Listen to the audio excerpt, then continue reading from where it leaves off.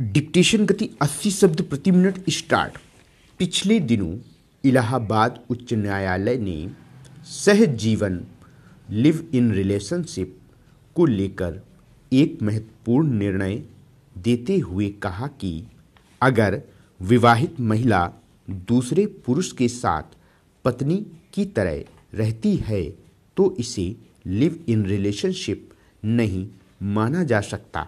विवाहित होते हुए भी अलग पुरुष अथवा स्त्री के साथ रहने पर वह व्यक्ति भारतीय दंड संहिता की धारा 494, 95 के अंतर्गत अपराधी है।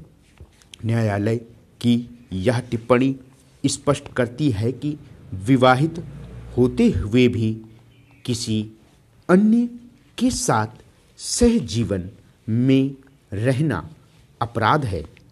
इस पूरे संदर्भ में देखा जाए तो विवाहित होते हुए भी किसी स्त्री या पुरुष का किसी अन्य के साथ सहजीवन में रहना अनुचित है, जबकि सामाजिक और वैधानिक रूप से विवाह को जीवन पर्यंत निभाने की बाध्यता नहीं है। अगर विवाह संबंधों में कोई भी एक साथ नहीं रहना चाहता तो वह न्यायालय में संबंध विच्छेद की अपील कर सकता है। यह कानूनी अधिकार प्राप्त होने पर भी बिना संबंध विच्छेद किए नवीन संबंधों की स्थापना करना वैधानिक और सामाजिक रूप से अस्वीकार ही नहीं, अपितु अपनी स्वतंत्रता और स्वच्छंदता को स्थापित करने की कुचेष्टा भी है। उल्लेखनीय है कि 2010 में उच्चतम न्यायालय ने अपने एक महत्वपूर्ण निर्णय में लिव इन रिलेशनशिप को मान्यता दी थी। उसने 2013 में सहजीवन को लेकर एक गाइडलाइन भी जारी की थी। उसके मुताबिक जो रिश्ता पर्याप्त समय से चल रहा है वह इतना होना चाहिए कि टिकाऊ माना जा सके। इन दिनों सहजीवन के रिश्ते विवाह के विकल्प के तौर पर देखे जाने लगे हैं, परंतु इन संबंधों की परिधि स्वयं में इतनी अस्पष्ट है कि इसमें रह रहे जोड़े स्वयं यह नहीं समझ पाते कि अधिकारों और दायित्वों की लक्ष्मण रेखा कहाँ तक है।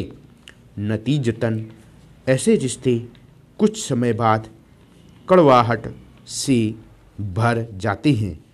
इन रिश्तों को अमूमन एक ऐसे समझौते के रूप में आरंभ किया जाता है जहां संबंधों से इतर व्यक्तिगत स्वतंत्रता को महत्व दिए जाने की बात हो, पर ऐसा हो नहीं पाता क्योंकि जहां संबंध हैं वहां अपेक्षाएं स्वतः जुड़ जाती हैं।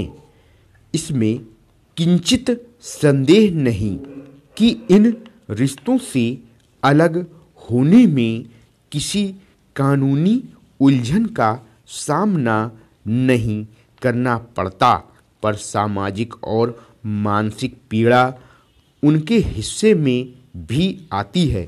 जीवन स्वतंत्रता के नाम पर सहजीवन की पैरवी अगर वाकई तार्किक होती तो सहजीवन में रह रहे जोड़े आरोप प्रत्यारोप के साथ देश भर में न्यायालयों में समय समय पर दरवाजे नहीं खटखटाते।